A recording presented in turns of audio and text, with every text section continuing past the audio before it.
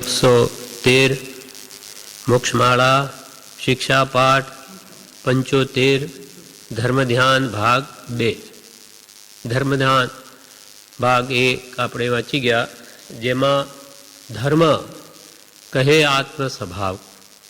આત્માના સ્વભાવને પામવા માટે જે ધ્યાન એટલે ચિત્તની એકાગ્રતા કરવામાં આવે અને આત્મ સ્વરૂપની વિચારણા કરીને આત્માની શુદ્ધિ કરવી વગેરે ધ્યાનના 4 ભેદ બતાવ્યા.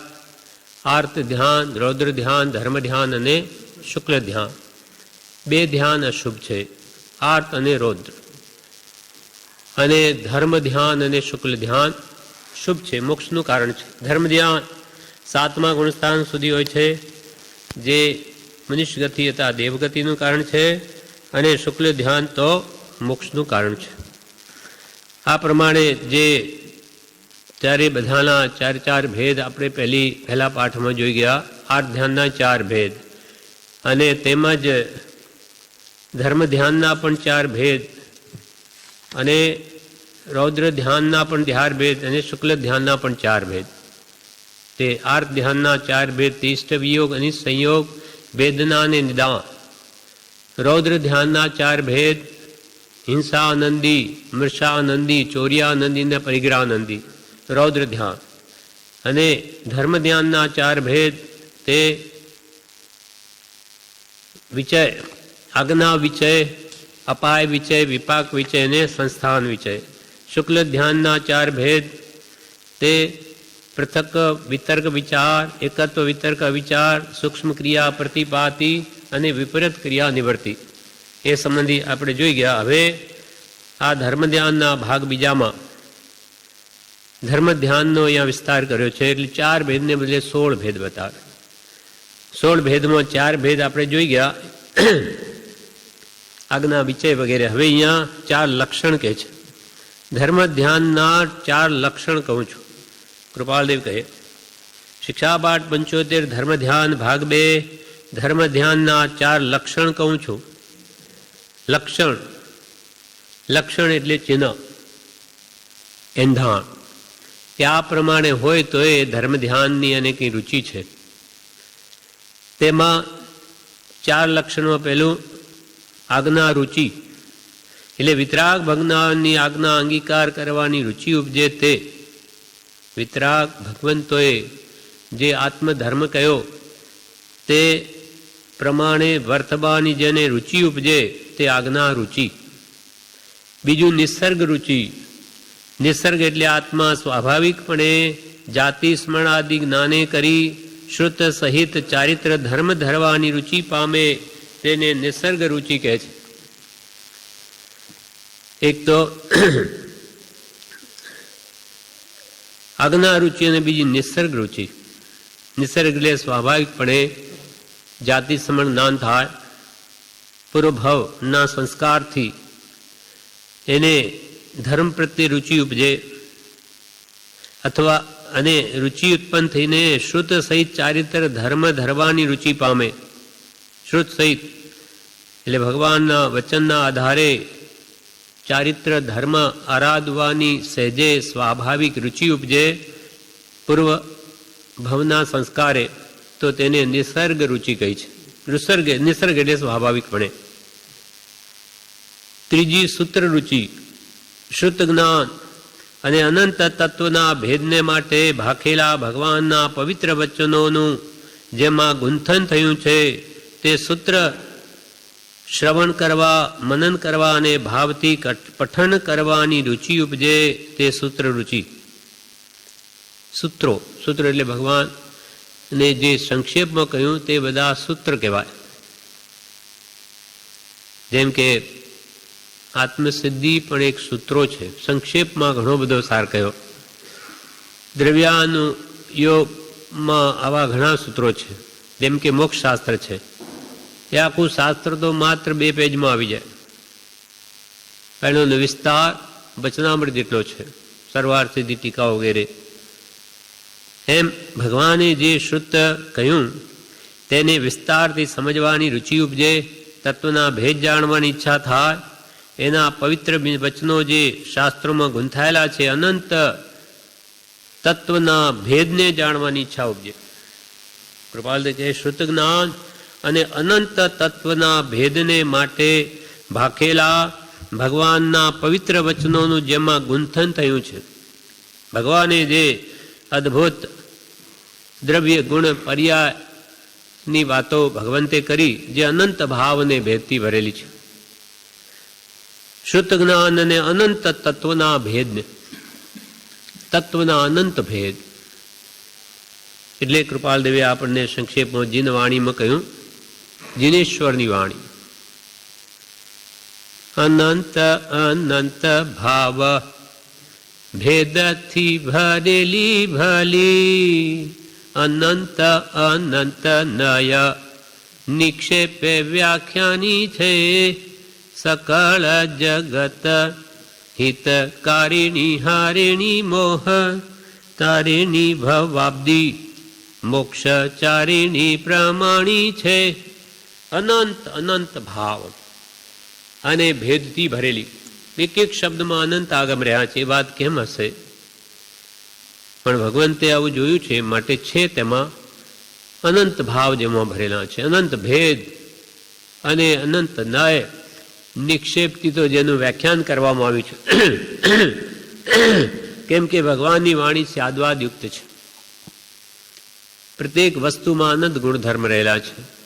હવે એક સાથે એનું વર્ણન થઈ શકે નહીં, એટલે નયથી એનું વર્ણન કરવામાં આવ્યું. એક અપેક્ષા, આ અપેક્ષા એમ છે, એ અપેક્ષાએ તેમ છે, શુદ્ધ નિશ્ચયની અપેક્ષા આમ છે, વ્યવહારની અપેક્ષા એમ છે.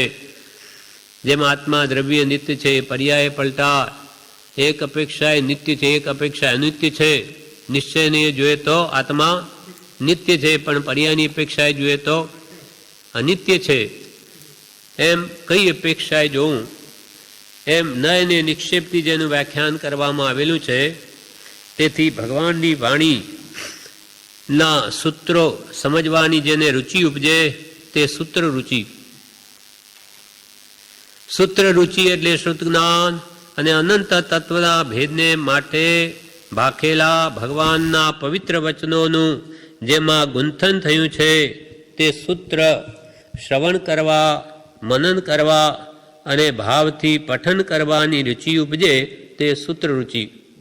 એટલે ભગવંતે જે સૂત્રો કહ્યા એને સાંભળવાની રુચિ ઉપજે, એનો અર્થ સમજવાનો ભાવ થાય, એનું ચિંતન કરવાનું મન થાય, અથવા સાચા હૃદયના ભાવથી ભગવાનના કહેલા વચનોને મુખપાઠ કરવાની ઈચ્છા થાય, પઠન કરવાની રુચિ ઉપજે તે સૂત્ર રુચિ. એવી સાચી રુચિ ઉત્પન્ન થાય તો એ ગમે તે પ્રયત્ને પણ એને વિચારે અથવા મુખપાઠ કરે જ. એક ભરવાડે દીક્ષા લીધેલી. પહેલાં તો એવું જ્ઞાન આવરણે કર્મનું આવરણ નહીં, એટલે ઉત્તરાધ્યયન સૂત્ર સારી રીતે યાદ થતું. પછી ચોથો અધ્યયન, 3 અધ્યયન તો થઈ ગયા, ચોથા અધ્યયન સમય આવરણ આવી ગયું. તો કેટલો પ્રયત્ન કરે તે યાદ જ નહીં થાય. પછી ગુરુને કહ્યું તો ગુરુએ એમને આંબીલ કરવાની આજ્ઞા આપી. તો 12 વર્ષ સુધી આંબીલ કર્યા અને 12 વર્ષમાં માત્ર એક અધ્યયન કરી શક્યા. એટલું બધું જ્ઞાનનું આવરણ આવી ગયું. પણ જેને સૂત્ર સાંભળવાની, વિચારવાની, મુખપાઠ કરવાની રુચિ ઉત્પન્ન થઈ, એ આવી રીતે 12 વર્ષ આંબીલ તપ કરીને પણ કર્યું. તો એ ભરવાડ જેવા આત્માએ પણ કેવળ જ્ઞાન પ્રગટ કર્યું, અંતે મોક્ષને પામ્યા. એ સાચી રુચિ અંતરથી થવી જોઈએ કે મારે આ કરવું જ છે તો બધું થાય. એ પહેલું તો થયું આજ્ઞા રુચિ. ભગવાનની આજ્ઞા અંગીકાર કરવાની રુચિ ઉપજે તે પણ એક લક્ષણ છે કે આ ધર્મ ધ્યાનને લાયક છે વ્યક્તિ. કેમ કે એના લક્ષણો બધા એવા છે. નિસર્ગ રુચિ, પૂર્વના જાતિ સમજનાને ઉત્પન્ન થયેલી રુચિ, અથવા સૂત્ર રુચિ, શાસ્ત્ર સાંભળવાની રુચિ. ચોથી છે ઉપદેશ રુચિ. એટલે ભગવાને જે ઉપદેશ કહ્યો એને સાંભળીને અજ્ઞાને કરીને ઉપાર્જેલા કર્મ જ્ઞાને કરીને ખપાવીએ, તેમ જ્ઞાન વડે કરીને નવા કર્મ ન બાંધીએ. જેને ભગવાનનો ઉપદેશ સાંભળવાની રુચિ, આત્માર્થી કે આવા ઉત્તમ જીવોને જ થાય, બધાને ન થાય. એટલે ભગવાનના ઉપદેશ સાંભળવાની રુચિ જેને ઉપજે તેને કેવો ભાવ ઉપજે? તો કે અજ્ઞાને કરીને ઉપાર્જેલા કર્મ હવે જ્ઞાને કરીને ખપાવીએ, તેમજ સમ્યક જ્ઞાનના બળે હવે નવા કર્મ ન બાંધીએ. એમ ઉપદેશમાં જેને રુચિ છે એને આ ભાવ સમજાય. મિથ્યાત્વે કરી ઉપાર્જ્યા કર્મ તે સમ્યક ભાવથી ખપાવીએ, સમ્યક ભાવથી નવા કર્મ ન બાંધીએ. કૃપાલુ કહે, જે અજ્ઞાનવશ અનંત કર્મોનો વ્યવસાય આજીવ રહ્યો છે, પણ હવે એને સમ્યક ભાવથી બાંધેલા કર્મોને ખપાવીએ અને ઉત્તમ ભાવો શુદ્ધના લક્ષ્ય શુભમાં રહીને નવા કર્મ ન બાંધીએ. શુદ્ધના લક્ષ્ય શુભમાં રહીને નવા કર્મ ન બાંધીએ. અવૈરાગ્ય કરીને ઉપાર્જ્યા કર્મ તે વૈરાગ્ય કરીને ખપાવીએ અને વૈરાગ્ય વડે કરીને પાછા નવા કર્મ ન બાંધીએ. એવું એને થાય ઉપદેશ રુચિવાળા કે ભાઈ મોહથી મેં ઘણા કર્મ ઉપાડ્યા, પણ હવે મને ખ્યાલ આવ્યો કે આ મોહ તો મહાન અનર્થ કરે છે, માટે હવે વૈરાગ્ય ભાવથી એ મોહને ઘટાડીએ અને વૈરાગ્ય ભાવ જાગ્રત રાખીને નવા મોહનીય કર્મના જથ્થા ન બાંધીએ. ઉપદેશ સાંભળવા રુચિ હોય તેને આ ભાવ જન્મે. કષાય કરી ઉપાર્જ્યા કર્મ તે કષાય ટાળીને ખપાવીએ, ક્ષમાદિથી નવા કર્મ ન બાંધીએ. કષાય ક્રોધ માન માયા લોભાદી ઈચ્છા માત્ર લોભમાં સમાઈ ગયા, એટલે આવા કષાય ભાવો એ સંસાર છે. કૃપાલ કે કલ્યાણ શું? તો કે કષાય ઘટે તે કલ્યાણ. તમારા કષાય કેટલા ઘટ્યા એટલું કલ્યાણ છે. કષાયે કરી અજ્ઞાનવશ જીવ કષાય ભાવ કરે તો કષાય કરી ઉપાર્જ્યા કર્મ તે કષાય ટાળીને ખપાવીએ અને ક્ષમાદિથી નવા કર્મ ન બાંધીએ. ક્રોધ માન માયા લોભ, ક્રોધનું વિપરીત ક્ષમા, માનનું વિપરીત વિનય, માનને જીતવાનો ઉપાય વિનય, માયા અને હણવાનો ઉપાય સરળતા અને લોભને હણવાનો ઉપાય સંતોષ ભાવ. આ ઉત્તમ ગુણો વડે આ કષાય ભાવોને ઘટાડીએ મટાડીએ અને ક્ષમા આદિ ભાવોથી નવા કષાયથી થતા બંધ ન કરીએ. કષાયે કરી ઉપાર્જ્યા કર્મ તે કષાય ટાળીને ખપાવીએ, ક્ષમાદિથી નવા કર્મ ન બાંધીએ. અશુભ યોગે કરી ઉપાર્જ્યા કર્મ તે શુભ યોગે કરી ખપાવીએ, શુભ યોગે કરી નવા કર્મ ન બાંધીએ. અશુભ યોગે મન વચન કાયાના યોગ અજ્ઞાનવશ અશુભમાં જ રહે છે હંમેશા. તો હવે એને શુભ ભાવોમાં લઈ જઈ મન વચન કાયાના યોગને ને અશુભ કર્મો અશુભ યોગથી થતા બંધને ઘટાડીએ મન વચન કાયાથી, અને મન વચનને કાયાને શુભ યોગમાં રાખી નવા કર્મ ન બાંધીએ અને જે બંધાઈ ગયા તેને પણ હવે શુભ યોગ વિશેષ પ્રજ્વલિત કરી એટલે ખૂબ શુદ્ધ ભાવના લક્ષ્ય શુભમાં અત્યંત રહી અને સત્તામાં પડેલા કર્મોને પણ ખપાવીએ, જેથી આત્મા શુદ્ધ નિર્મળ થાય. કેમ કે મોક્ષ કયો? નિજ શુદ્ધતા, પોતાના આત્માની શુદ્ધિ એ જ મોક્ષ છે. 5 ઇન્દ્રિયના સ્વાદરૂપ આશ્રવે કરી ઉપાર્જ્યા કર્મ તે સંવર કરી ખપાવીએ, તપરૂપ સંવરે કરી નવા કર્મ ન બાંધીએ. 5 ઇન્દ્રિયો જે શત્રુરૂપ છે, અનાદિથી સર્વ કષાયનું મૂળ પણ એ છે. શા માટે કષાયો કરે? 5 ઇન્દ્રિયોના વિષયોને લઈને પોષવા માટે, એમાં આસક્તિ છે માટે. એટલે 5 ઇન્દ્રિયના સ્વાદરૂપ આશ્રવે કરી, 5 ઇન્દ્રિયોમાં આસક્તિ હોવાથી જીવને કર્મનો આશ્રવ થાય છે. એ ઉપાર્જ્યા કર્મ હવે સંવરે કરી ખપાવીએ એટલે વિષયોમાં ન પ્રવર્તીએ તો તેથી નવા કરવા આવતા રોકાય, અને તપરૂપ સંવરે કરી નવા કર્મ ન બાંધીએ. ઈચ્છા નિરોધસ તપઃ, ઈચ્છાઓને નિરોધ કરવા રૂપ તપ આદરી ને નવા કર્મ પણ ન બાંધીએ. જેમ કે ધન્યકુમાર હતો, પુણ્યશાળી હતો, શેઠનો પુત્ર હતો, 32 જેની કન્યાઓ છે, એની સ્ત્રીઓ છે, પણ ભગવાનનો ઉપદેશ સાંભળી સર્વસંગ પરિત્યાગ કરી લીધો. ના, એ ધનના અણગાર જુદા, ધનના શેઠ જુદા. આ ધન્યકુમાર ને ધન્યકુમાર, એને પણ શાલીભદ્રની જેમ 32 સ્ત્રીઓ હતી. શેઠ પુત્ર હતો, પણ ભગવાનનો ઉપદેશ સાંભળીને વૈરાગ આવી ગયો, સર્વસંગ પરિત્યાગ લઈ લીધો અને પછી છઠના પારણે આંબીલ તપ કરવા લાગ્યા. 2 ઉપવાસ અને પારણામાં આંબીલ. હા, આવી રીતે 5 ઇન્દ્રિયના સ્વાદરૂપ આશ્રય કરી ઉપાર્જ્યા કર્મ તે સંવરે કરી ખપાવીએ અને તપરૂપ સંવરે કરીને નવા કર્મ ન બાંધીએ. તે માટે અજ્ઞાનાદિક આશ્રવ માર્ગ છાંડીને નાનાદિક સંવર માર્ગ ગ્રહણ કરવા માટે તીર્થંકર ભગવંતનો ઉપદેશ સાંભળવાની રુચિ ઉપજે, તેને ઉપદેશ રુચિ કહીએ. તે માટે અજ્ઞાનાદિક, અનાદિથી મિથ્યાત્વમાં છે આત્મા, અગૃહિત અને વળી કુગુરુના આશ્રય તો ગ્રહિત મિથ્યાત્વ પણ છે. એટલે અજ્ઞાનાદિક આશ્રવ માર્ગ હવે છાંડીને જ્ઞાનાદિક સંબર માર્ગ આરાધીએ. ન સમ્યક દર્શન જ્ઞાન ચારિત્રાણી મોક્ષ માર્ગ.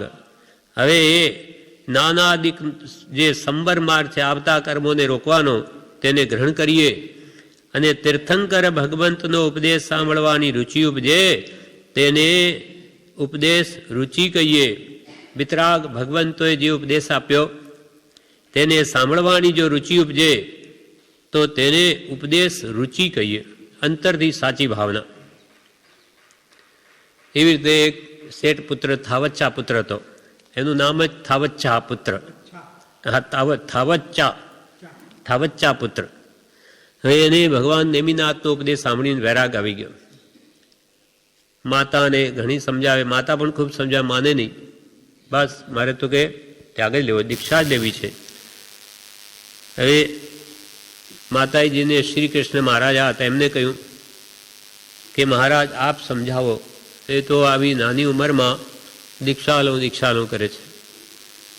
પછી શ્રી કૃષ્ણે આવીને સમજાવ્યો કે ભાઈ તમે દીક્ષા લો એમ કરો છો, દીક્ષામાં કેટલા દુઃખ છે ખબર છે?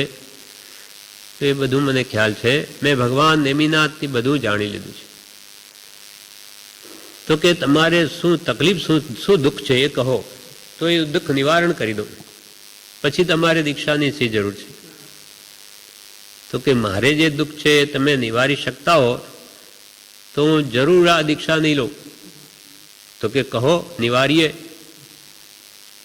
તો કે મારે એક તો જન્મનું દુઃખ છે અને વૃદ્ધાવસ્થા આવશે જ એનું દુઃખ છે, અને મરણનું મને સૌથી ભય લાગે. આ જન્મ જરા અને મૃત્યુ મુખ્ય દુઃખના હેતુ છે, એ આપ જો નિવારી શકતા હો તો હું દીક્ષા નહીં લઉં. ત્યારે શ્રી કૃષ્ણ કહે કે એનાથી તો હું પીડિત છું, એ મારું કામ નહીં. તો પછી આપ મને એ આગ્રહ કરો માં, હું એના માટે જ ભગવાન પાસે દીક્ષા લેવું ઈચ્છું છું કે એક ભગવાન જ એવા છે કે જે મારા જન્મના દુઃખ, જરાના દુઃખ કે મૃત્યુના દુઃખ સર્વ નિવારી શકે છે, સર્વકાળના. એ વાત મને સમજાઈ ગઈ છે, એટલે હું કોઈ કાળે હવે ઘરમાં રહેવા ઈચ્છતો જ નથી. સર્વ સુખ શેઠ પુત્ર છતાં ત્યાગી દીધું. એટલે શ્રી કૃષ્ણ મહારાજે ખૂબ ખુશ થયા, ખૂબ આનંદ પામ્યા. ઓહો, એવો દ્રઢ નિશ્ચય છે, એટલે કે એનો દીક્ષાનો મહોત્સવ તો હું જ કરીશ. પછી ગામમાં પણ બધાને ઘોષણા કરાવી કે એમની સાથે જે દીક્ષા લેશે બધાનો ઉત્સવ હું કરીશ. તો કે જે કેટલાય સેંકડો બીજા યુવાન કુમારો પણ એના માટે સાથે દીક્ષા લેવા તૈયાર થઈ ગયા. એમ તીર્થંકર ભગવંતનો ઉપદેશ સાંભળવાની રુચિ ઉપજે, તેને ઉપદેશ રુચિ કહીએ. એ ધર્મ ધ્યાનના 4 લક્ષણ કહેવાય, 4 ચિહ્ન. હવે એના વિવેચનમાં બ્રહ્મચારીજી કહે છે, મોક્ષમાળા વિવેચનમાં, હવે ધર્મ ધ્યાનના 4 લક્ષણ કહે છે. લક્ષણ એટલે ચિહ્ન, એંધાણ. પેલી આજ્ઞા રુચિ. ધર્મ ધ્યાન રુચિથી ઓળખાય કે ભાઈ એને શાની રુચિ છે. ધર્મની રુચિ હોય તો એનું વલણ તે તરફ હોય. રુચિ એટલે ગમવું. આજ્ઞા રુચિ એટલે આજ્ઞા ઉઠાવવાની અંતરથી રુચિ ભાવ. એ થવા તે ધર્મ ધ્યાન આરાધવાનું લક્ષણ છે. ને સાચી આજ્ઞા આરાધવાની જેને રુચિ હોય એ યેન કેન પ્રકારણે એની તજવીજમાં જ હોય કે ક્યારે મારો સમય આવે કે હું નિરંતર ભગવાન એ કહેલી આજ્ઞામાં જ રહું. એવો ભાવ અભયકુમારને હતો. સૈનિક મહારાજા મહાવીર સ્વામીના વખતમાં હતા. તેમનો પુત્ર અભયકુમાર 500 મંત્રીઓનો ઉપરી મુખ્ય પ્રધાનમંત્રી હતો. એની નિરંતર ભગવાનના ઉપદેશથી એવી ભાવના રહે કે ક્યારે સમય આવેનું દીક્ષા લઉં. પિતાને કહ્યું મને દીક્ષા લેવી છે. પિતા આજ્ઞા આપે નહીં કે દીક્ષા નહીં લેવાની. વારંવાર કહેતી. એક દિવસે એમ કહ્યું સૈનિક મહારાજાએ કે જ્યારે હું કહું કે જા જતો રહે ત્યારે દીક્ષા લેજે, પહેલાં નહીં. હું એમ કહેવાનો જ નથી અને એ કેવી રીતે લે દીક્ષા. પણ જેની નિરંતર અંતરમાં એવી ભાવના છે, આજ્ઞા ઉઠાવવાની રુચિ છે, એટલે એક દિવસે એવો પ્રસંગ બની આવ્યો. કેવી રીતે બન્યો? તો કે સૈનિક મહારાજા સૂતા છે. રાત્રે ચેલના રાણીના મુખમાંથી એવું નીકળી ગયું ઊંઘમાં કે એમનું શું થતું હશે, એમને શું થતું હશે. એટલે સૈનિક મહારાજે સાંભળી લીધું કે આ કુલટા છે, એને ઊંઘમાં પણ એમ થાય છે કે એનું શું થતું હશે. બસ કંઈ પણ વિચાર કર્યા વગર સવારમાં ઉઠતા જ અભયકુમારને આજ્ઞા કરી દીધી કે આખું આ રાણીવાસ બાળી નાખ, સળગાવી દે. આજ્ઞા આપીને પછી ભગવાનને પૂછવા જાય છે. પહેલાં તો આજ્ઞા આપી દીધી બધું જ સળગાવી દે. કારણ કે ચેલના જેવી રાણી પણ જ્યારે આવું વિચારે પેલાનું શું થતું હશે તો બીજીની શું આશા રાખવી. એમ કરીને આજ્ઞા આપીને ભગવાન મહાવીર પાસે જાય છે. હવે એમને આજ્ઞા આપી એટલે અભયકુમારે શું કર્યું કે આવું કંઈક એમના રાજા કાનના કાચા કંઈ સાંભળ્યું હશે એટલે આવું એમના મનમાં આવી ગયું. પણ આ બીજો અનર્થ એમ કરાય નહીં. એ તો બહુ બુદ્ધિશાળી હતા, અત્યંત ઉત્પાતિક બુદ્ધિ જેનામાં. એટલે એમણે શું કર્યું, હવે આજ્ઞા પણ માનવી. એટલે ઘોડશાળા ઘોડોની જે ખાલી પડેલી એને ઘોડાઓની એને સળગાવી દીધી. હવે આજ્ઞા પણ માનવી, પણ આમાં કંઈક આમ કરાય નહીં, કંઈક ભૂલ થાય છે રાજા. એટલે સળગાવી પણ દીધી. હવે ત્યાં જઈને ભગવાનને પૂછ્યું સૈનિક મહારાજાએ કે ભગવાન ચેલના રાણીનું શીલ કેવું? એટલે ભગવાન કહે કે તારી બધી રાણીઓ સતી છે, તારી બધી રાણીઓ સતી છે. કે પાછું ફર્યું. હવે શું કરું? મેં તો અભયકુમારને બધું જ બાળી નાખવાનું કહ્યું. એટલે તરત જ ત્યાંથી પાછા ફરી દોડતા આવે છે કે અભયકુમારને કહે કે જાણે ના પાડું કે એવું કરવાનું નથી. એટલે જેવા આવતા સામે મળ્યા અભયકુમાર. એટલે પૂછ્યું શું કર્યું? તો કે તમારી આજ્ઞા પ્રમાણે. અરે શું બાળી નાખ્યું? તો કે હા. તો કે જા જતો રે, જા જતો રે. તે આવું કામ કર્યું, વિચાર નહીં કર્યો. એટલે આવું કરીને કે શું બળી ગયું ત્યાં જોવા જાય છે, શું કરવું હવે એને. એટલામાં અભયકુમારે વિચારી લીધું કે આ જે મને કહીને ફર્યા તેમ અમે પાછા ફરી જશે, કે ના જવાનું નથી. એટલે તરત જ ભગવાન પાસે જઈ મને દીક્ષા આપો. દીક્ષા લઈ લીધી. હવે અહીંયા જઈને જુએ છે કે આ તો રાણીવાસ કંઈ સળગ્યું નથી, આ તો ઘોડાની એ સળગાવી છે. એ પાછા જાય છે. હવે એને રોકવું એ કંઈ ભગવાન પાસે જઈને દીક્ષા નહીં લઈ લે. કેમ કે એણે કહેલું કે મને જા જતો રહે ત્યારે દીક્ષા લેવાની. ત્યાં જાય છે એટલામાં તો એણે દીક્ષા લઈ જ લીધેલી. એટલે કે તે મને છેતર્યો. અભયકુમાર કે તે મને છેતર્યો. તો કે મહારાજ મેં કંઈ છેતર્યો નથી, મેં તો આપની આજ્ઞા આરાધી. આપે કે જા જતો રહે તો હું ગયો ત્યારે દીક્ષા લેવાની એટલે લીધી. એમ જેને અંતરથી સાચી ભાવના તાલાવેલી આજ્ઞા રુચિ હતી તો એને આવી રીતે પણ એનું પોતાનું કામ સાધ્યું. એમ ધર્મ ધ્યાન રુચિથી ઓળખાય. રુચિ એટલે ગમવું, આજ્ઞા રુચિ એટલે આજ્ઞા ઉઠાવવાનો અંતરનો સાચો ભાવ. આ લક્ષણ છે ધર્મદાન આરાધવા. બીજી નિસર્ગ રુચિ એટલે નિસર્ગ એટલે સ્વાભાવિક પૂર્વભાવના સંસ્કારથી. પૂર્વભાવના સંસ્કારથી આજ્ઞા ઉઠાવવાના ભાવ સ્વાભાવિકપણે સ્ફુરે તે નિસર્ગ રુચિ. સ્વાભાવિકપણે અંતરથી જ આજ્ઞા ઉઠાવવાના ભાવ ઉપજે તે નિસર્ગ રુચિ, પૂર્વના સંસ્કારથી. આ વાત આર્દ્ર કુમારમાં બનેલી છે. આર્દ્ર કુમાર પૂર્વભાવમાં તો મુનિ હતા, પણ અમુક કારણે દોષ કરવાથી અને નહીં આલોચવાથી એમને અનાર્ય દેશમાં જન્મ લેવો પડ્યો. રાજાના કુંવર છે, એકાનો એક પુત્ર છે, એકાનો એક. પણ એક વાર એવું બન્યું, રાજા આ અનાર્ય દેશના રાજા આર્દકુમારના પિતા અને સૈનિક મહારાજાને મિત્રતા, એટલે પરસ્પર ભેટો મોકલે. એકવાર આર્દકુમારે પિતાને ભેટ મોકલતા જોઈને પૂછ્યું કે આ તમે આ ભેટ મોકલો છો ભારત દેશમાં, તે રાજાને કંઈ પુત્ર છે કોઈ?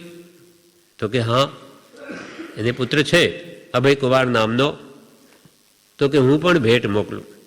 એને પણ ભાવ ઉપજ્યો સેજે, એટલે એણે પણ ભેટ મોકલી. અભયકુમારે વિચાર્યું કે મારી સાથે મિત્રતા ઈચ્છનારો કોઈ જીવ, ભવી જીવ હોવો જોઈએ, હળુકર્મી હોવો જોઈએ, અને એટલે મારી સાથે મિત્રતા કરવાનો ભાવ થયો અનાર્ય દેશમાંથી પણ, એટલે કે હું પણ ભેટ મોકલું. હવે અભયકુમારે ભેટમાં શું મોકલ્યું? પ્રતિમા, પંચધાતુની મૂર્તિ મોકલી, સુંદર. હવે એ ત્યાં આવીને આર્દકુમાર વિચારે છે કે આ કેવું દાગીણું છે, આ આભૂષણ કેવું, છાતીમાં રાખું કે અહીંયા હાથે બાંધું કે માથે ચડાવવું, મુકુટ તરીકે શું કરું? કોઈ દિવસ જોયું નહીં, આ શું છે, કયું દાગીણું, આ આભૂષણ ક્યાં રખાય? એમ અનેક આ બાબત વિચાર કરતા એક ટાંકામાં મૂક્યું. પછી એટલે એને લાગ્યું કે અહીંયા શોભે છે, અને આવું તો મેં જોયેલું છે, આવું તો મેં જોયેલું છે કે અહીં જાગ્રત થયા. અને એ વિચાર કરતા કરતા તેમને જાતિ સમણ જ્ઞાન થઈ ગયું. અને કે ઓહો, પૂર્વજન્મમાં તો મુનિ હતો, આર્ય દેશમાં હતો, વિતરાગ ધર્મનો આરાધક હતો, અહીંયા ક્યાં આવી પડ્યો? બસ મારે તો પાછું આર્ય દેશમાં જ જવું, મારે તો દીક્ષા જ લેવી. હવે પિતાને કહે છે કે મારે તો આર્ય દેશમાં જવું છે, ત્યાં જવું છે, દીક્ષા લેવી છે. પિતાએ જાણ્યું કે આ શું, એકાએક છોકરો જતો રહે નહીં, એટલે એના માટે 500 સૈનિકો એની રક્ષા કરવા માટે મૂક્યા, જતો ન રહે. એટલે એણે હવે જવું છે, શું કરે? જેને નિસર્ગ રુચિ ઉત્પન્ન થઈ, સ્વાભાવિકપણે ત્યાગની ભાવના થઈ છે પૂર્વ સંસ્કારથી, એટલે એને શું કર્યું કે હવે એ લોકોને વિશ્વાસ કેમ પમાડવો? એટલે રમવા જાય, ક્રીડા કરવા જાય, 1 માઇલ પાછો આવી જાય, 2 માઇલ જાય, પાછો આવી જાય, એમ કરી જાય 4 માઇલ જાય, પાછો આવી જાય. એમ કરતાં કરતાં કેટલા લાંબા સમય સુધી જ્યારે પૂરો વિશ્વાસ બધાને થઈ ગયો, હા હવે કે તો 10 માઇલ કે 20 માઇલ જઈને પણ પાછો આવવાનો જ છે, એટલે બરોબર વિશ્વાસ પમાડી લાંબા ગાળાનો, અને ત્યાં વહાણ તૈયાર રાખી અને પછી છેલ્લે દિવસે ઉપડી જ ગયો, આર્ય દેશમાં આવી ગયો. પછી અભયકુમારને મળવા પણ નહીં રહ્યો, સીધો જ ભગવંત ગુરુદેવ આચાર્ય પાસે જઈને દીક્ષા જ લઈ લીધી. એમ આ પૂર્વનો સંસ્કાર છે. એટલે નિસર્ગ રુચિમાં પૂર્વના સંસ્કારથી આજ્ઞા ઉઠાવવાનો ભાવ સ્વાભાવિક સ્ફુરે તે નિસર્ગ રુચિ. એવી રીતે એક શેઠનો પુત્ર હતો. શેઠ એને બહુ સમજાવે કે રોજ ભગવાનના દર્શન કરે જ નહીં, ના મંદિરે જવા તૈયાર નહીં, દર્શન કરવા તૈયાર નહીં, એટલે ઘરમાં મૂર્તિ મૂકી તોય નમે નહીં. એટલે છેલ્લે તો એવી મૂર્તિ મૂકી કે મંદિર ઘરમાં પ્રવેશ કરે એ ભગવાનની મૂર્તિઓ ત્યાં તો જાય જ નહીં, એટલે ઘરમાં પ્રવેશ કરતાં સામે જ મૂકી, અને બારણું પણ નીચે કર્યું કે જેમ નમીને જવું પડે. એટલે રોજ એને નીચે નમવું જ પડે, અને આમ પાછું મોડું ઊંચું કરે કે દેખાય જ. આ મેલે સંસ્કાર પાડ્યા. છતાં આખી જિંદગી એ ભગવાનનો આરાધક તો ન બન્યો, પણ એ સંસ્કાર અંદર ઘર કરી ગયા કે આ મૂર્તિ છે એવો ભાવ એના મગજમાં રોજ થાય જ. એટલે મરીને માછલું થયું, માછલી મરીને. હવે સમુદ્રમાં એમ કહેવાય કે બધી જ જાતના આકાર માછલીઓમાં હોય, બધી જ જાતના આકારની માછલીઓ હોય. ત્યાં એણે એકવાર ભગવાનની મૂર્તિની આકારની માછલી જોઈ. એટલે એને જોતાં જોતાં વિચાર આવ્યો કે આવું તો મેં ક્યાંય જોયું છે, આવું તો મેં ક્યાંય જોયું છે. એમ કરતાં કરતાં જાતે સમુદ્રનાન થઈ ગયું માછલાને. અને યાદ આવ્યું કે હો, હું ક્યાં હતો મનુષ્ય ભામાં. મને ઘણો પિતાએ કહેલું કે તું દર્શન કર, મેં નહીં કર્યા. ત્યારે આજે મારી આવી સ્થિતિ થઈ છે. હવે હું શું કરું? અહીંયા તો આ માંસ જીવો જ ખાવા, હવે મારે ભોજન જ નથી કરવું, નથી જ કરવું. એટલે કિનારેથી આ અણસન કરીને દેહત્યાગ કરી દે છે અને સ્વર્ગલોકમાં ઉત્તમ ગતિને સાધે. એમ પૂર્વભાવમાં સંસ્કારો જે પડેલા હોય છે તે આવતા ભાવમાં કામ લાગે છે. એટલે એને પૂર્વભાવના સંસ્કારથી જેને ભગવાનની આજ્ઞા આરાધવાનો ભાવ ઉપજે તે નિસર્ગ રુચિ. નિસર્ગ રુચિ એટલે પૂર્વભાવના સંસ્કારથી આજ્ઞા ઉઠાવવાના ભાવ સ્વાભાવિક સ્ફુરે તે નિસર્ગ રુચિ. આજ્ઞા રુચિમાં શાસ્ત્ર કે સદગુરુ નિમિત્ત છે અને નિસર્ગ રુચિમાં પૂર્વભાવના સંસ્કાર નિમિત્ત છે. ભગવાનની આજ્ઞા ઉઠાવવાના ભાવ થવામાં તો કાં તો શાસ્ત્રોથી ધર્મ સમજાય અને ભગવાનની આજ્ઞા ઉઠાવવાનો ભાવ થાય, કાં સદગુરુ નિમિત્ત હોય, સત્પુરુષના ઉપદેશથી સદધર્મ સમજાઈને આજ્ઞા ઉઠાવવાનો ભાવ થાય આજ્ઞા રુચિમાં. જ્યારે નિસર્ગ રુચિમાં તો એક પૂર્વભાવના સંસ્કાર એ જ નિમિત્ત છે. હવે ત્રીજો ભેદ છે સૂત્ર રુચિ. સૂત્ર એક લીટીમાં આ સૂત્ર, જેમ કે સમ્યક દર્શન જ્ઞાન ચારિત્રાણી મોક્ષ માર્ગ, મૂર્છા પરિગ્રહ તપ નિર્જરા ચ, આ બધા સૂત્રો છે. એનું વિવેચન કેટલું લાંબુ થઈ શકે. એમ આવા ભગવાનના કહેલા સૂત્રોને ભણવાની, એના અર્થ સમજવાની, મનન કરવાની, એના ચિંતન કરવાની અને પઠન કરવાની રુચિ ઉપજે તે સૂત્ર રુચિ. શાસ્ત્રો ભણવાની, વાંચવાની, વિચારવાની, સાંભળવાની, મુખપાઠ કરવાની રુચિ ઉપજે તે સૂત્ર રુચિ. કુમારપાલ રાજાને એવી સૂત્ર રુચિ હતી કે જેને એના માટે હેમચંદ્રાચાર્ય યોગ શાસ્ત્ર લખ્યું. તેનો રોજ પાઠ કરે. રાજા હોવા છતાં પણ રોજ સવારે ખૂબ ભાવથી પાઠ કરે અને એમાંથી મુખપાઠ પણ કરે. એવી સૂત્રોની રુચિ હોવી જોઈએ. શાસ્ત્રો વાંચવાની, વિચારવાની જેટલી રુચિ સાચા ભાવથી આત્માર્થના લક્ષ્ય હોય તો એ સાચું ધર્મ ધ્યાન છે. એટલે જ 8 દ્રષ્ટિમાં પહેલી દ્રષ્ટિમાં આવેલા જીવને લેખન પૂજન આપવું શ્રુતવાચન ઉદગ્રાહો રે ભાવ વિસ્તાર સજ્જાયથી ચિંતન ભાવન ચાહો રે વીર જિનેશ્વર દેશના. વીર જિનેશ્વર દેશના ભગવાન વીર મહાવીર જિનેશ્વર ભગવાનની આ દેશના છે કે લેખન પૂજન આપવું. સત્શ્રુત શાસ્ત્રો પ્રત્યે જો રુચિ હોય તો એ લખવું કે લખાવવું, પૂજન કરવું. કોઈને વાંચવાની ઈચ્છા થાય તો આપવું. લેખન પૂજન આપવું. શ્રુત વાચના, શ્રુતની વાચના લેવી, નવો પાઠ લેવો. શ્રુત વાચના ઉદગ્રાહો, ઉદગ્રાહો એટલે ખૂબ અંતરના ઉલ્લાસ ભાવથી. અને શાસ્ત્રોમાં કહેલા સૂત્રોનો ભાવ વિસ્તાર સજ્જાયથી, સજ્જાય એટલે સ્વાધ્યાય, એનો સૂત્રોનો સ્વાધ્યાય કરીને એનો ભાવ ખૂબ વિસ્તાર કરીને સમજવો. ભાવ વિસ્તાર સજ્જાયથી ચિંતન, ચિંતન કરવું, મનન. ભાવન એટલે એનું પરીક્ષા. ચિંતન ભાવન ચાહો રે વીર જિનેશ્વર દેશના. આવી વીર ભગવાનની દેશના છે. કેમ કે એ સૂત્ર અને ભગવાન સદગુરુ નિમિત્ત હોય તો એને આજ્ઞા ઉઠાવવાની રુચિ થાય. એટલે સૂત્ર રુચિ એટલે ભાવથી સૂત્ર ભણવાની, મનન કરવાની અને પઠન કરવાની રુચિ તે સૂત્ર રુચિ.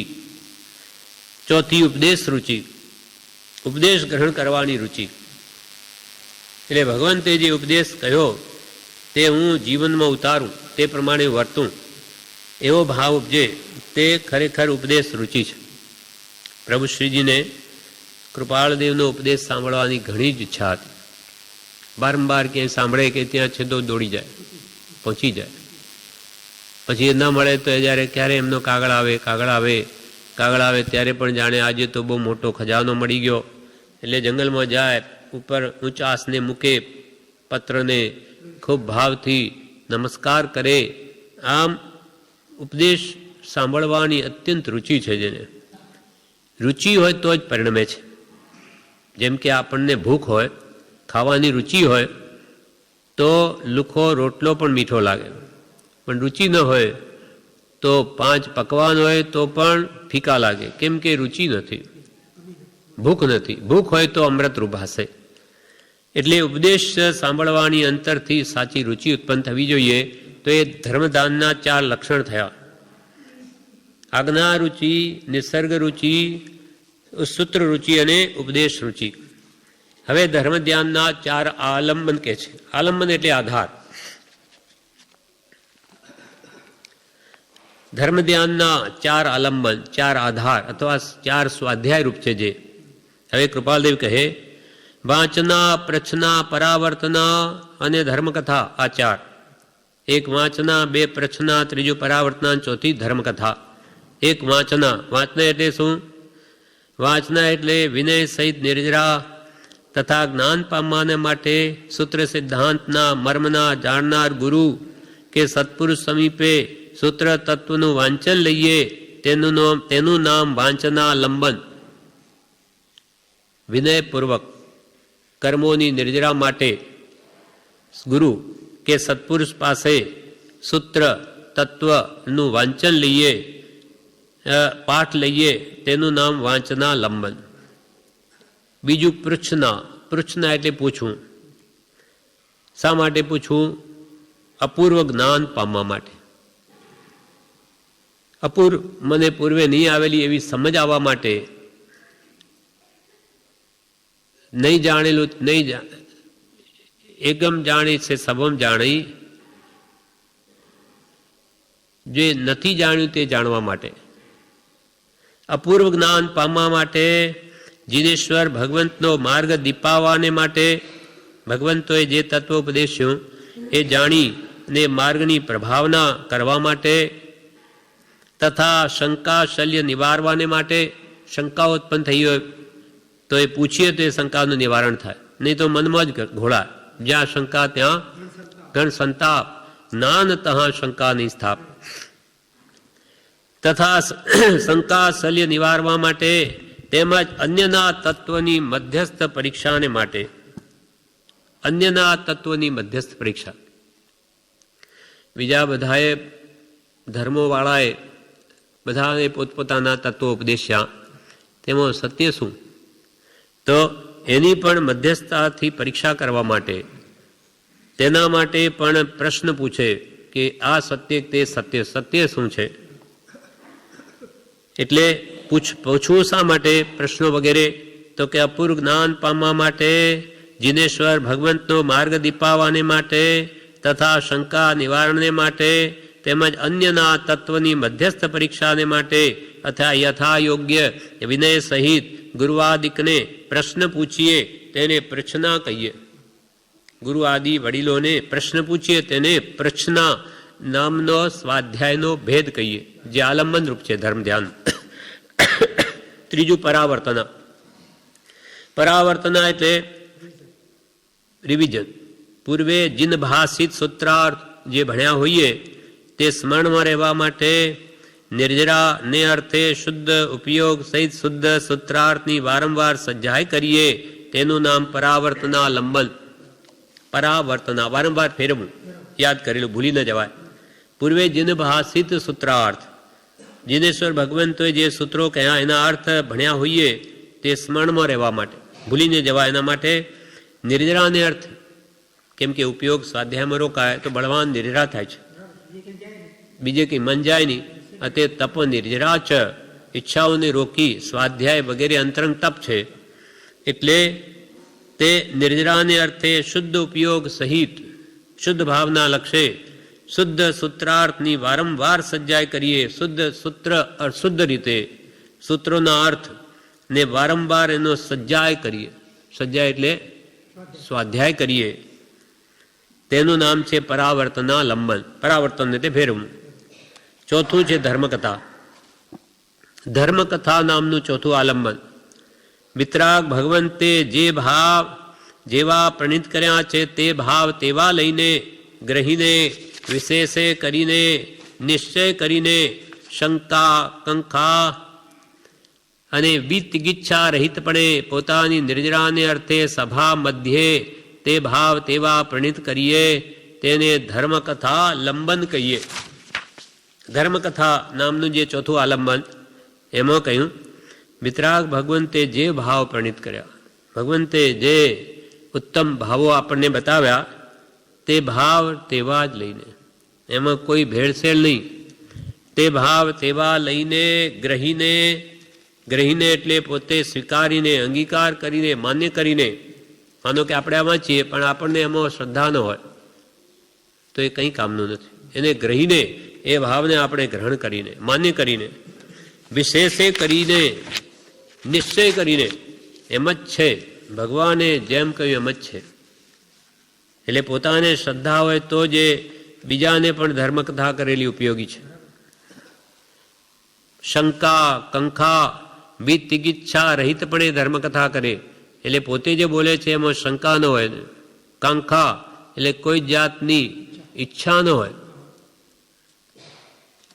જેમ કે આનંદગંજી કહ્યું વાસિત બોધ ન હોય, વાસનાવાળો બોધ ન હોય.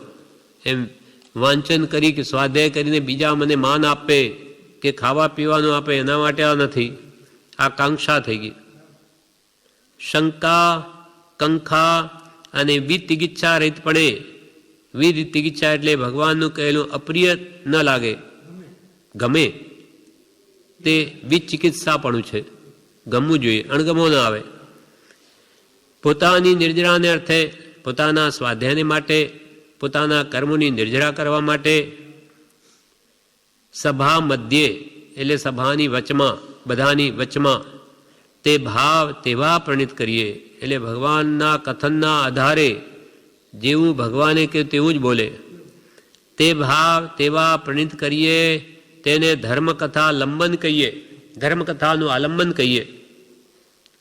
અને જેથી સાંભળનાર, સદ્દહનાર, ભગવાનની કથાને સાંભળનાર, વચનોને સાંભળનાર કે શ્રદ્ધા કરનાર બંને ભગવંતની આજ્ઞાના આરાધક થાય. બીજા જે સાંભળે કે શ્રદ્ધા કરે અને પોતે પણ પોતાના નિર્જરાને માટે સ્વાધ્યાય કરે તો કે જે બંને પણ ભગવંતની આજ્ઞાના આરાધક થાય. એ ધર્મધ્યાનના 4 આલંબન કહેવાયા. આ 4 આલંબન કહ્યા. એના વિશે વિવેચનમાં કે છે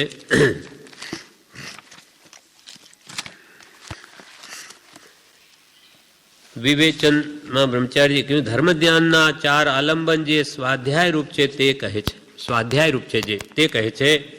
પહેલું વાંચના. વાંચના એટલે જ્ઞાની પુરુષ પાસે આજ્ઞા લઈ શીખવું.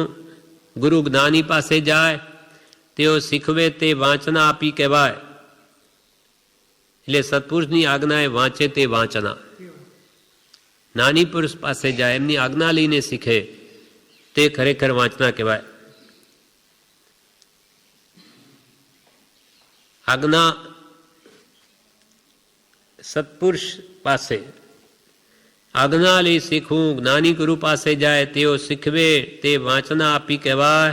સત્પુરુષની આજ્ઞાએ વાંચે તે વાંચના. ન હોય તો આપણે કૃપાલદેવને ચિત્રપટ આગળ સત્પુરુષનો ભાવ કરી એમની આજ્ઞા લઈને વાંચવું, પ્રત્યક્ષનો ભાવ કરી. કેમ કે આજ્ઞામાં આપણું કલ્યાણ છે. એના વિશે કથા આપણે જ્ઞાન પંચમીના દિવસે આવે છે. જે વરદત્તની વાત આવે, હા, ગુણમંજરી વરદત્ત. આ વરદત્ત પોતે આચાર્ય હતા, વાંચના આપતા હતા. તે વસુદેવ ને વસુસાર બે ભાઈઓ. વસુદેવ નાનો ભાઈ, બે જણે ભાવથી દીક્ષા લીધી. વસુદેવ આચાર્ય થયો એટલે એને ગુરુએ આચાર્ય પદવી આપી, વિદ્વાન થયા. હવે એની પાસે બધા વાંચના લેવા આવે શિષ્યો. તો એક દિવસે ખાઈને સૂતા હતા એટલે એવી ઊંઘ આવવા લાગી ખૂબ એમને પ્રમાદથી. એટલે વારંવાર એક આવીને પૂછે એટલે એમને એકદમ બીજો ભાવ આવી ગયો, અભાવ આવી ગયો કે આ શું, આ હું ભણ્યો તો મને ઊંઘવાય નથી દેતા, અને મારો મોટો ભાઈ ખાય પીએ ને મોજ કરે, મૂર્ખના 8 ગુણ ઉચ્ચાર્યા કે એને તો રષ્ટપુષ્ટ છે શરીરમાં હોય, એને કોઈ ચિંતાય નથી, અને કોઈ એને કોઈ પૂછપરછ નથી કરતું, મસ્તી મરે છે, આ હું ભણ્યો ત્યારે આ ઉપાધિ આવી. આવા એટલે આ ગાથા આપણે બોલીએ છીએ જ્ઞાન પંચમીના દિવસે. સર્વઘાતી નિંદ વ્યાપી સાધુ માગે વાયણા, ઊંઘમાંતરાય થાતા સૂર્યુ આદુમણા. સર્વઘાતી નિંદ વ્યાપી અને સાધુ માંગે વાયણા, વાચના માંગે, અને ઊંઘમાં અંતરાય થાતા સૂર્યુ આદુમણા. નાન ઉપર દ્વેષ જાગ્યો લાગ્યો મિથ્યા ભૂતડો, પુણ્ય અમૃત ઢોળી નાખ્યો ભર્યો પાપતણો ઘડો. નાન ઉપર દ્વેષ જાગ્યો, 8 મૂર્ખના 8 ગુણ ઉચર્યા અને પોતાના ભાઈની આ વાત કરી, લાગ્યો મિથ્યા ભૂતડો કે પુણ્ય અમૃત ઢોળી નાખ્યો ભર્યો પાપ તણો ઘડો. એ જ મરીને આ વર્ણન થાય છે ત્યાંથી. એમ વાંચના કોઈ લે તો આનંદ માનવો જોઈએ કે ધર્મ આરાધવાની અને ભાવના થઈ, એના પ્રત્યે એવો ભાવ ઉપજ્યો કે તો બધું જ ઉમરત ઢોળી નાખી એટલી ઊંચી દશા પામેલા તે મરીને કોઢી થયા, કોઢનો રોગ થયો. આ તે શેઠ પુત્ર રાજપુત્ર થયો પણ કોઢી થયો. આ તો ભગવંત મળ્યા અને ત્યાં બધું સીધું થઈ ગયું, નહીં તો એમ દશા બગડતી જાય, દિવસે દિવસે દુર્ગતિમાં જતો રહે. એટલે વાંચના ગુરુ પાસે લેવી, તે વાંચના નામનો ધર્મ ધ્યાનનો ભેદ. એટલે 4 આલંબનમાં, એક વાંચના, બીજી પૃચ્છના. આત્માર્થે પ્રશ્ન પૂછે, આત્માર્થે આત્માના કલ્યાણ માટે અથવા જ્ઞાન વધારવા માટે, શંકા ટાળવા માટે પૂછે, એ પણ સ્વાધ્યાય છે. અમસ્તુ પૂછપૂછ કરે તે સ્વાધ્યાય ન કહેવાય. આત્માર્થના લક્ષ્ય સહિત હોય તો જ સ્વાધ્યાય કહેવાય. ગૌતમ સ્વામીએ ભગવાન મહાવીરને કેટલા પ્રશ્ન પૂછ્યા?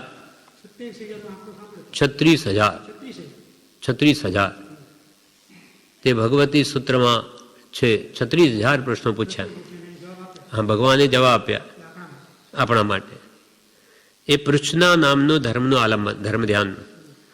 ત્રીજું પરાવર્તના, એટલે પૂર્વનું ભલેનું સ્મરણમાં રહેવા માટે વારંવાર શુદ્ધ ઉચ્ચાર અને અર્થથી સ્વાધ્યાય કરે તે પરાવર્તના છે. એથી પણ ધર્મ ધ્યાન થાય છે. ભદ્રભાવ સ્વામી હતા, હવે વારંવાર ફેરવું, 14 પૂર્વ ફેરવતા કેટલો સમય લાગે, એટલે એવું મહાપ્રાણાયામ નામનું ધ્યાન આરાધ્યું, જેને 12 વર્ષ લાગ્યા. 12 વર્ષમાં આરાધના કરીને એવી લબ્ધિ પ્રગટ કરી કે એક અંતરમૂર્તની અંદર 14 પૂર્વને ફેરવી લે. હા, આટલું બધું ફેરવી લે, બધું ફેરવી લે, આખું યાદ કરી જાય, પુનરાવર્તન કરી દે. એ પરાવર્તન નામ તો ધર્મધામનું ત્રીજું અવલંબન છે. પહેલું વાંચના, બીજું પ્રશ્ન, ત્રીજું પરાવર્તન.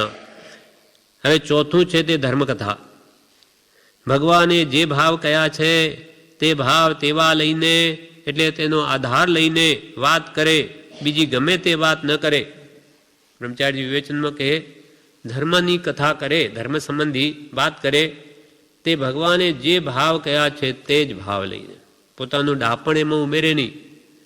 ભગવાને જે ભાવ કયા છે તે ભાવ લઈને, એટલે ભગવંતે કહેલા તત્વનો આધાર લઈને વાત કરે. જ્ઞાની પુરુષોને ના હૃદયને જ્ઞાનીઓ સમજે. જેમ કે ભગવાન મહાવીરનું હૃદય શું તો કૃપાલદેવ જાણે.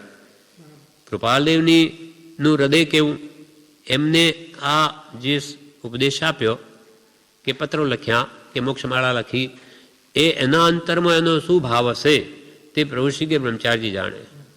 કેમ કે તન્મય, તે મય થઈને રાત દિવસ રહ્યા છે, અંતઃકરણ જેમ નિર્મળ હતું. એટલે એ લોકો જે આપણને કૃપાલદેવની વાત સમજાવે એવો કોઈ બીજો અજ્ઞાની ન સમજાવી શકે, છે જ નહીં. એટલે આપણે વિવેચન વગેરે શા માટે વાંચીએ કે એ લોકો આપણને મોક્ષપાળાનો ભાવ સમજાવે તે જ યથાર્થ છે. એટલે અહીંયા કહ્યું ધર્મકથામાં કૃપાલદેવે ભગવાને જે ભાવ કયા તે ભાવ તેવા લઈને એટલે તેનો આધાર લઈને વાત કરે, બીજી ગમે તે વાત કરે નહીં.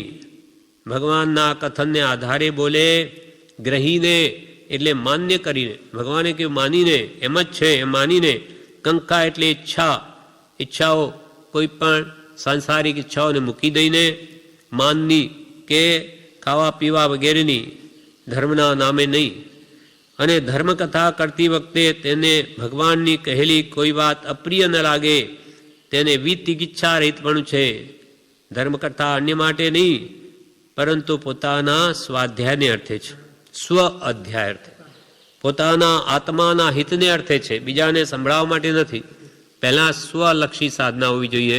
આ મારા માટે કરું છું, પછી બીજા સાંભળે તો ભલે, બીજા અંગીકાર કરે તો ઠીક, ન કરે તો એને વિચારવાનું છે. પણ મારે આ સાચવું છે, વાંચવું છે, વિચારવું છે, એવો ભાવ હોય તો જ એ સફળને લાભનું કારણ થાય. કેવા કેવી ધર્મકથા કરનારા ભગવાન તીર્થંકરોના સમયમાં થઈ ગયા. તો એક શ્રેણિક રાજાના જ પુત્ર નંદીસેન મુનિ હતા. નંદીસેન ભગવાનનો ઉપદેશ સાંભળીને વૈરાગ થયો, પણ ભોગાવલી કર્મ બાકી. તે વખતે આકાશવાણી થઈ કે દીક્ષા લોમાં ભોગાવલી કર્મ બાકી છે. તો કે એ શું છે ભોગાવલી, એને માથે મેઘ મારું, એટલે એ મને કંઈ ન કરી શકે આટલા બળવાન અંતરથી. છતાં જે ઉદય ભગવાનનો લખેલો એ છેવટે આવ્યો. એટલે શું થયું કે એકવાર વરવા જાય છે, તે વખતે વેશ્યાના ઘરમાં જ ગયા. અને ત્યાં ખબર નહીં કે આ વેશ્યા છે. એને કહ્યું કે ધર્મલાભ, નંદીસેન મુનિએ કહ્યું. ત્યારે વેશ્યા કે અમારે તો ધર્મલાભ ન જોઈએ, અમારે તો ધનલાભ જોઈએ. તો ત્યાં બાજુમાં ઝાડ હતું, ખેંચ્યું કે ધનનો ઢગલો થયો, મોરોનો ઢગલો થઈ ગયો. એટલે વેશ્યા કહે કે મહારાજ આ બધું તમે આપ્યું તો ખરું, હવે એને કોણ ભોગવે, રહો અહીંયા. ત્યારે આકાશવાણી થઈ ભોગાવલી કર્મ બાકી છે, ત્યાં રહે છે. પણ એવો નિયમ કર્યો કે રોજ હું 10 જણને ભગવાન મહાવીર પાસે મોકલ્યા પછી જ જમું. હવે વેશ્યાનું તો ઘર, ત્યાં કેવા લોકો આવે, એને વૈરાગે પમાડીને દીક્ષા લેવા માટે મોકલવા એ કેટલું દુર્લભ કામ છે. છતાં પણ એણે કર્યું. રોજના 10 જણને ભગવાન મહાવીરને પાસે મોકલે, દીક્ષા લેવા પછી જમે. એક દિવસે એવું બન્યું, 9 તો બુજ્યા અને એક સોની હતો, એ બુજે નહીં. એટલે એને પછી એક પેલી વેશ્યાએ રસોઈ બનાવી, એટલે કે ચાલો 2-3 વાર ગરમ કરીને પાછું ઠંડુ થઈ જાય છે, તમે આવતા નથી. તો કે શું કરું, આ 10મો બૂજતો નથી. તો કે નહીં, નથી બૂજતો તો 10માં તમે. તો કે લ્યો આ હમણાંથી જ, એમ કરીને તરત જ બધું મૂકી દઈને રવાના થઈ ગયા. સમજ્યા કે બસ હવે ભોગાવલી કર્મ પૂરું થયું. એમ આવી ધર્મકથા કરનારાઓ પણ ભગવાનના સમયમાં હતા. આપણને વિચાર આવે તો કે આમ કેમ બનતું હશે, પોતે ક્યાં છે, પોતે ત્યાં જ રહે છે, અને બીજાને વૈરાગ પામીને ત્યાં મોલે, એનો અંતરનો વૈરાગ કેવો હશે, અને આ ભોગાવલી કર્મ ઉપરથી કેવું. એમ ધર્મકથા જે પોતાના સાચા ભાવથી પોતાના આત્માને લક્ષ્ય જે કરે તેને આવું ફળ આવે. એટલે 4 આલંબન થયા, વાંચના, પૃચ્છના, પરાવર્તના અને ધર્મકથા. હવે છેલ્લી 4 અનુપ્રેક્ષાઓ છે, ભાવનાઓ. કૃપાલય કહે ધર્મ ધ્યાનની 4 અનુપ્રેક્ષા કહું છું. એકત્વાનુપ્રેક્ષા, અનિત્યાનુપ્રેક્ષા, શરણાનુપ્રેક્ષા, સંસારાનુપ્રેક્ષા. આ ચારેનો બોધ 12 ભાવનાના પાઠમાં કહેવાઈ ગયો છે. તે તમને સ્મરણમાં હશે.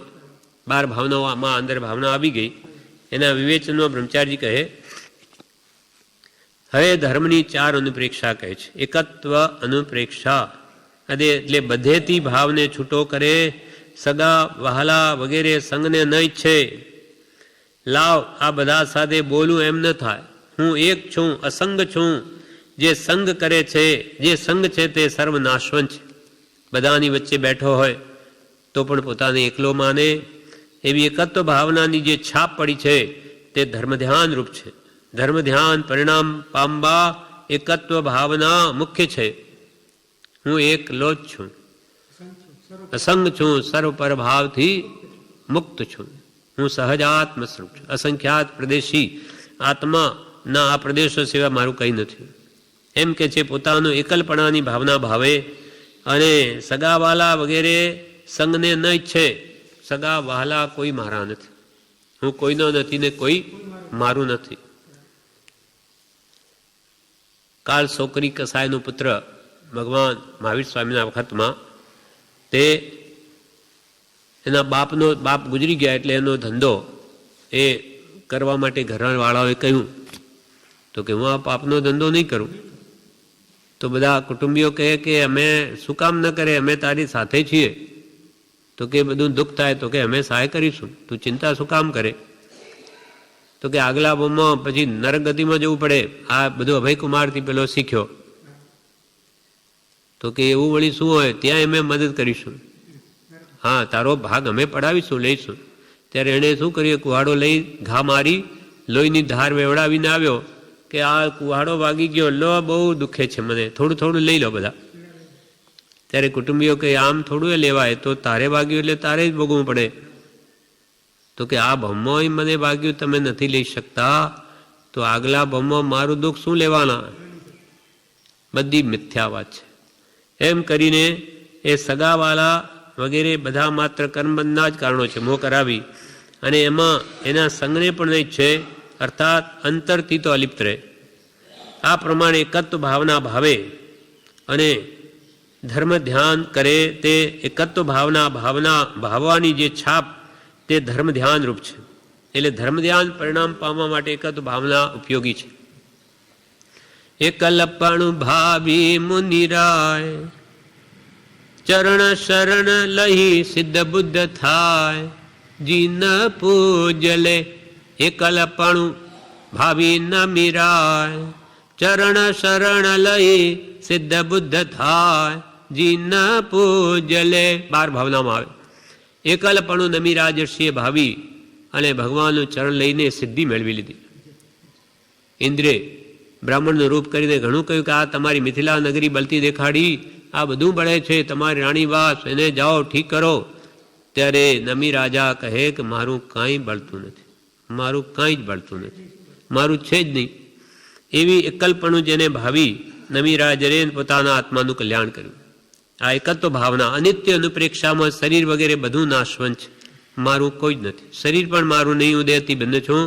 અશરણ અનુપ્રેક્ષામાં અનિત્ય પદાર્થ આ જગતમાં કોઈ બચાવે એવા નથી, અશરણ છે બધું આખું વિશ્વ. સંસાર અનુપ્રેક્ષામાં 4 ગતિરૂપ સંસાર છે. આ 4 ભાવનામાં 12 ભાવના સમાય છે. વિસ્તારથી એનો કરીએ 4માં 12 સમજાય. મૈત્રી, પ્રમોદ, કરુણા અને માધ્યસ્થ એ 4 ભાવના પણ ધર્મ ધ્યાન કરવા માટે એનું પ્રેક્ષારૂપ છે. એટલે આ 4 ભાવનાઓ જે છે, મૈત્રી, પ્રમોદ, કારણ અને મધ્યસ્થ, એ પણ ધર્મ ધ્યાન રૂપ છે અને સમ્યક દર્શન પ્રાપ્તિની યોગ્યતા આપનાર છે. આ પ્રમાણે આ ધર્મ ધ્યાનની 4 અનુપ્રેક્ષાઓ પણ પૂરી થઈ. અર્થાત આ શિક્ષા પાઠ ધર્મ ધ્યાનનો પૂરો થયો અને એનું વિવેચન પણ પૂરું થયું. બીજો ભાગ પૂરો થયો. હવે ત્રીજો ભાગ. હવે આવતીકાલે ધર્મ ધ્યાનનો ભાગ ત્રીજો લઈશ.